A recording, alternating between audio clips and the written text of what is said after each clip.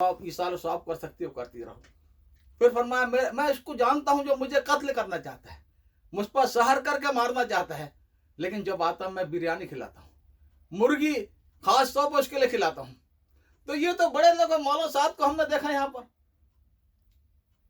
40,000 का मजमा आखिरी दुआ में, और मौलाना रो कर दे, अल्लाह ये जो हमारा भाई रूट कर चले गए उनको वापस लिया। ये तो वो खानदान है, ये लोग हैं, कभी एक लफ्ज इनके खिलाफ नहीं सुना होगा आपने मौलाना की जबान से। और ये पूरी दुनिया भर की इन्होंने इत्तहामात और बहतामात और हर तरह पर, देखिए मौलाना इब्राहिम को वली बना दिया। मैंने बहुत से पूछा, अक्सर ने ये कहा कि इन पर जो हवा भरी है ना हवरजी होने की, ये मौलाना अहमद लाड साहब ने भरी है, बस आप हवरजी हैं। बस उस दिन से वो हवरजी बन गए अपना अंदर में। 10 मरतबा पकड़े गए, रायबन में ये तो अल्लाह वाले बन के बैठे हुए हैं, और अहमद गोदर भी जैसे मौलाना साहब के खिलाफ किताब तकसीम कर रहा है। यहाँ पर ये खुशवा खुशबू से बयान सुन रहे हैं, और बयान कौन कर रहा है? वो इंजीनियर शमीम बिहार का, या फला फला, या फारूक चप्पल वाला बेंगलोर वाला।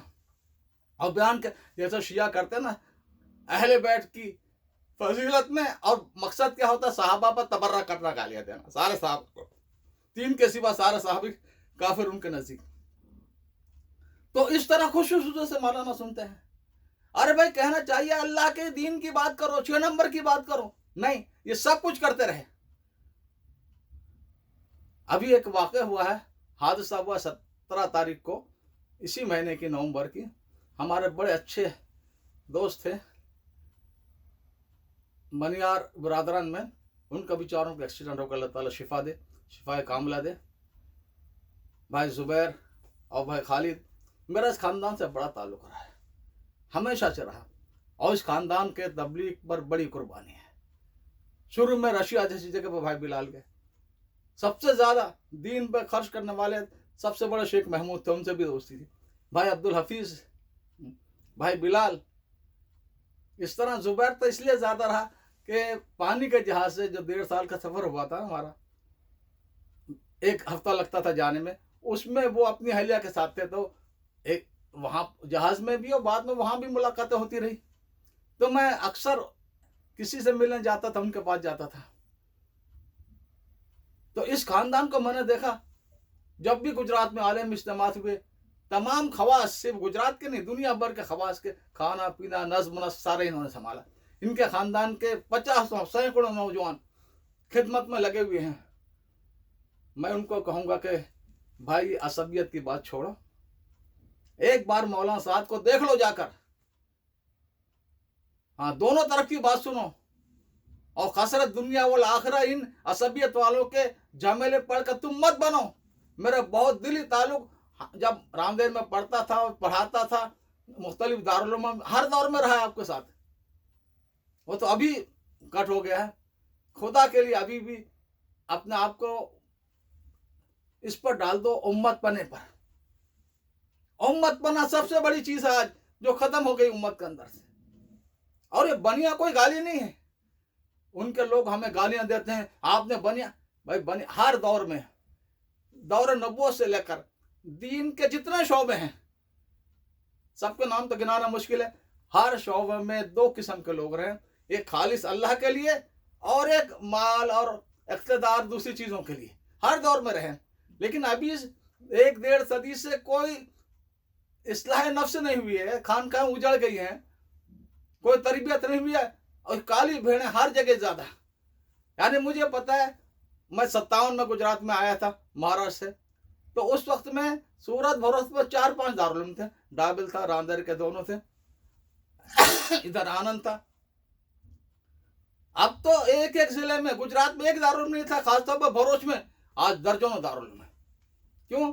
क्या सभ्यत जहालियत। गांव के नाम पर तो लोगों को उसूल करना बहुत आसान है, बिरादरी के नाम पर, गांव के नाम पर हर एक ने करोड़ों जमा करके शानदार आलीशान। अरे अल्लाह के मन तो ये तो कर दे, जिस तरह मौलाना वदुल्लाह संधी ने भी फरमाया, मैंने उनका डाला था कि कम अज कम दौर हदीस तो देवबंद में करते नहीं। 2-2 3-3 बच्चे हैं, वो बच्चे बीमार तो उस्ताद भी बीमार, لیکن تنخواہیں دے رہے ہیں. کیوں؟ اتنے مدرسے گجرات میں ہیں، خاص طور پر سورت اور بھروس میں 3-4 درجن. اگر یہ کر لیتے کہ ایک جگہ تخصص ہوتا، اعلیٰ سے اعلیٰ استاد لاتے تفسیر کا دنیا سے ڈھونڈ کر، کسی جگہ حدیث کا ہوتا، کسی جگہ فقہ کا ہوتا، ادب کا ہوتا. نہیں، کوئی کام کا عادی پیدا کرنا ہی نہیں ان مدرسوں نے. بس یہ جو تو بنیا کوئی گالی نہیں ہے، بنیا یہ ہے کہ آدمی کا رخ مال کی طرف ہے یا اللہ کی طرف ہے. اور آج جو کچھ ہو رہا ہے ہم سب کے لیے ندامت کی بات ہے. اللہ ہم سب کو معاف کرے، اس لیے کہ ہم کوئی آج کے اعتبار سے یعنی کوئی کام ہی نہیں کر رہے، نہ یہاں کر رہے ہیں نہ وہاں کر رہے ہیں، نہ کسی ملک میں کر رہے ہیں. گھروں سے بنا رکھے روٹی کھانے. جب مولانا عبید اللہ کہتا ہے گزران العلوم، گزارے کے لیے. تو میں عرض کر رہا تھا کہ جس طرح مولانا اس مطالبی کہتے رہے، ان کی بات کسی نے نہیں سنی. اور ایک بات اور، جب سے انہوں نے ان بھگوڑے نے اپنی جماعت بنائی ہے، جتنے بزرگ پہلے کے تھے اس کے بعد سے جتنے رہے سب مولانا صاحب کا امیر مانتے رہے. مفکر اسلام مولانا ابو الحسن ندوی ہو، مولانا صدیق باندوی ہو، مولانا منظور نعمانی ہو، مولانا طلحہ تو ابھی انتقال ہوا، حضرت شیخ زکریا کے جانشین سارے، مولانا ارشد مندی ہو، یعنی سارے اکابرین پورے ہندوستان کے، مولانا رابع الحسنی ہو، ڈاکٹر سعید العظمی ہو، مولانا سالم قاسمی ہو، ان میں سے ایک نے کبھی یہ کہا کہ احمد لاٹ یا ابراہیم دول امیر زیادہ حقدار ہے مولانا صاحب کی وجہ سے. مجھے بتا دو، آج بھی بتا دو. جتنے آج موجود ہیں ان میں سے کسی سے کہلوا دو. مولانا رابع حسنی دامت برکاتہم، مولانا ڈاکٹر سعید الرحمان اعظمی، مولانا نور الحسن راشد جو بر صغیر کے سب سے بڑے عالم ہیں، کسی سے یہ کس گورکھ دھندے میں پھر رہے ہیں، یہ کس دھن میں پھر رہے ہیں. یہ اللہ جس کو بناتا ہے وہ بڑا بنتا ہے. اللہ جس کو انتخاب کرتا ہے، جس طرح نبیوں کا انتخاب ہوتا ہے، دین کے خاص کام کرنے والوں کا انتخاب ہوتا ہے. حضرت مولانا الیاس رحمۃ اللہ علیہ. اور دعوت کے کام کے لیے یاد رکھو پہلی شرط کیا ہے؟ قل ھذہ سبیلی ادعو الی اللہ علی بصیرۃ انا ومن اتبعنی واننی من المسلمین. کہہ دیجئے اے محمد صلی اللہ علیہ وسلم، یہ ہے میرا راستہ، اللہ کی طرف بلاتا ہوں بصیرت کے ساتھ، میں اور میرے متبعین. دعوت کہاں ہے؟ 1,24,000 نبیوں میں ایک نبی بتا دو جنہوں نے صرف ایمان والوں میں کام کیا ہو. نہیں، غیروں میں کیا سب نے. آج ہمارا کوئی کام ہے غیروں میں اسلام کا تعارف پہنچانے کا؟ پھر اننی میں مسلمانوں میں سے ایک ہوں. ہاں، کوئی عصبیت نہیں، جو بھی کلمہ پڑھے میرا بھائی ہے. یہاں پر جب میں آیا آج سے 40 سال پہلے، میں نے حافظ پٹیل کو عرض کیا، حافظ صاحب دعوت کا کام ہے، کم از کم جو پرانے ہیں، جو برسوں تک آپ کی خدمت میں رہ چکے ہیں، صحبت میں آپ کی اور کام میں بڑی قربان، وہ تو یہ کیا ہے، یہ گجراتی کھا رہے ہیں، یہ بنگالی کھا رہے ہیں، یہ پاکستانی کھا رہے ہیں. یہاں تو کم از کم ایک دوسرے کھانا کھائیں، پنجابی پاکستان کھانا کھائیں بنگالیوں کا، بنگالی کھائیں گجراتیوں کا، گجراتی کھائیں. یہاں تو کم از کم یہ ہو. جب ہم اپنی مرضی کا کھانا نہیں چھوڑ سکتے تو کیا قربانی دیں گے، کیا کام کریں گے؟ تو ایک ہی شرط قرآن نے بتائیے، اننی من المسلمین. کوئی عصبیت نہ ہو، ذرہ برابر عصبیت کا شائبہ آئے گا اللہ اس سے کام نہیں لیں گے، کبھی نہیں لیں گے. یہ عیسائی مشروں کا میں ذکر کر رہا، یہ بڑے بڑے کروڑ پتی ارب پتیوں کے بیٹے شاندار گاڑیوں میں جاتے ہیں، ایئرپورٹ پر چھوڑ دیتے ہیں، اور وہاں پر افریقہ میں کالے گندے، ناک بہ رہی ہے، پیشاب پاخانہ ہر جگہ پڑا ہوا ہے، وہاں جا کر عیسائیت کی. وہ زندگی کے لیے، ہاں چلے کے لیے نہیں، 4 مہینے کے لیے نہیں. کاش کہ ہم ان سے سبق لیتے. کام کرنا ہے اور ایسا کرنا جیسا نبی نے کر کے بتایا. کوئی وہاں پر حبشے کا، روم کا، فلاں کا، ایران، بس سب ایک ہی تھے.